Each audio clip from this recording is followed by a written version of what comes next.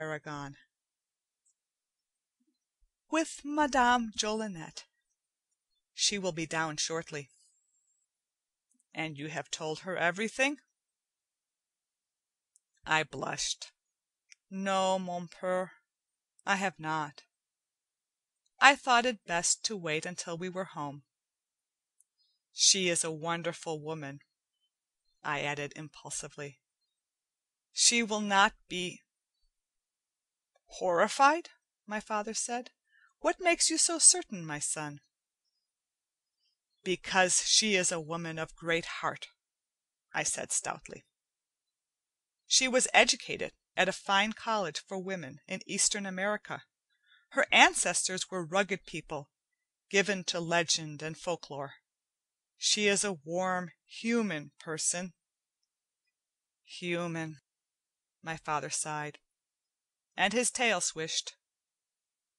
You are expecting too much of your beloved Etienne. Even a woman of the finest character may be dismayed in this situation. But my mother. Your mother was an exception, a changeling of the fairies.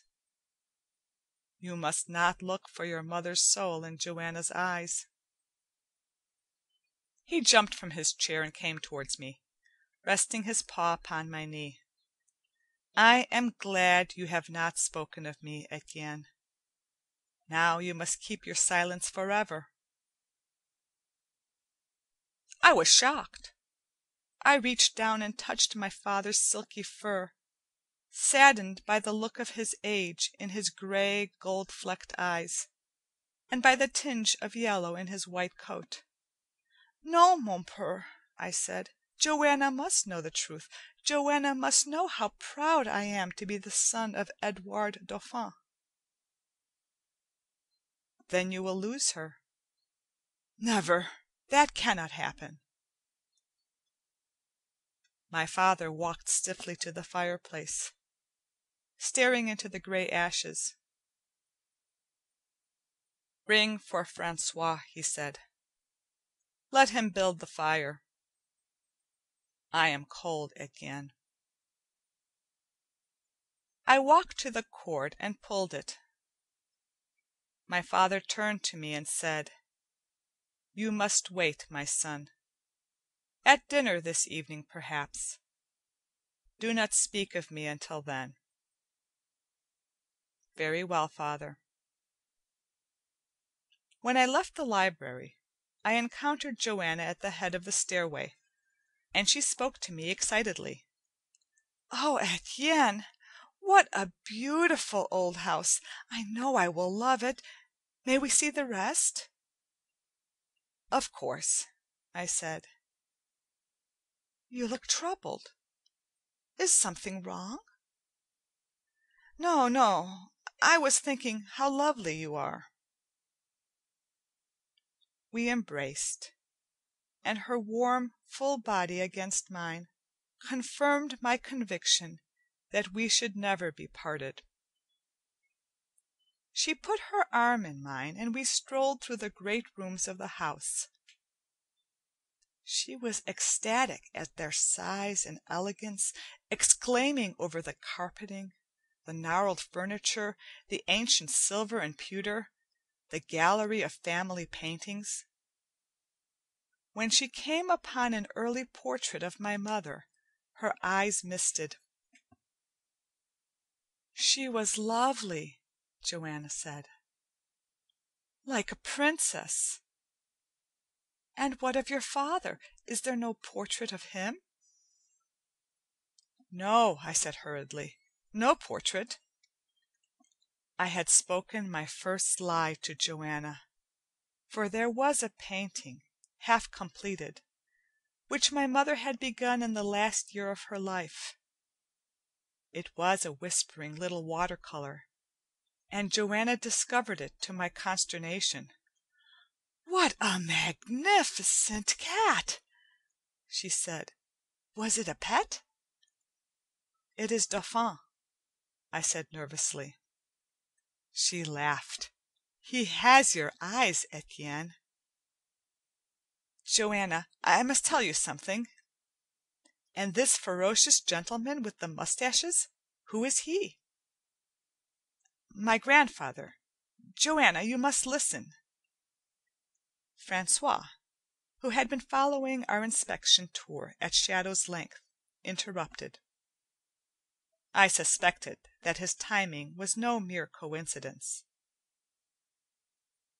"We will be serving dinner at 7:30, he said. "If the lady would care to dress." "Of course," Joanna said. "Will you excuse me, Etienne?" I bowed to her, and she was gone. At 15 minutes to the appointed dining time I was ready, and hastened below to talk once more with my father.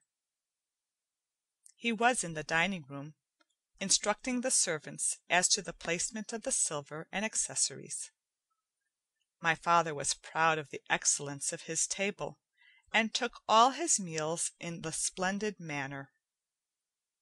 His appreciation of food and wine was unsurpassed in my experience, and it had always been the greatest of pleasures for me to watch him at table, stalking across the damask and dipping delicately into the silver dishes prepared for him.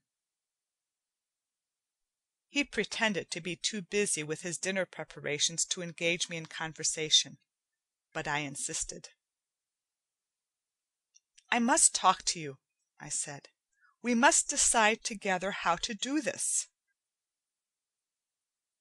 "It will not be easy," he answered with a twinkle. "Consider Joanna's view. A cat as large and as old as myself is cause enough for comment. A cat that speaks is alarming. A cat that dines at table with the household is shocking. And a cat whom you must introduce as your—" "Stop it!" I cried. "Joanna must know the truth. You must help me reveal it to her." "Then you will not heed my advice?" "In all things but this. Our marriage can never be happy unless she accepts you for what you are." "And if there is no marriage?" I would not admit to this possibility. Joanna was mine. Nothing could alter that. The look of pain and bewilderment in my eyes must have been evident to my father, for he touched my arm gently with his paw and said, "I will help you, Etienne. You must give me your trust." "Always." "Then come to dinner with Joanna and explain nothing. Wait for me to appear." I grasped his paw and raised it to my lips. "Thank you, father." He turned to Francois and snapped, "You have my instructions?" "Yes, sir," the servant replied. "Then all is ready. I shall return to my room now, Etienne. You may bring your fiancée to dine." I hastened up the stairway and found Joanna ready, strikingly beautiful in shimmering white satin. Together we descended the grand staircase and entered the room. Her eyes shone at the magnificence of the service set upon the table, at the soldiery array of fine wines, some of them already poured into their proper glasses for my father's enjoyment. Haut Medoc from St. Estephe, authentic Chablis, Epernay champagne, and an American import from the Napa Valley, of which he was fond. I waited expectantly for his appearance as we sipped our aperitif, while Joanna chatted about innocuous matters, with no idea of the tormented state I was in. At 8 o'clock my father had not yet made his appearance, and I grew ever more distraught as Francois signaled for the serving of the bouillon.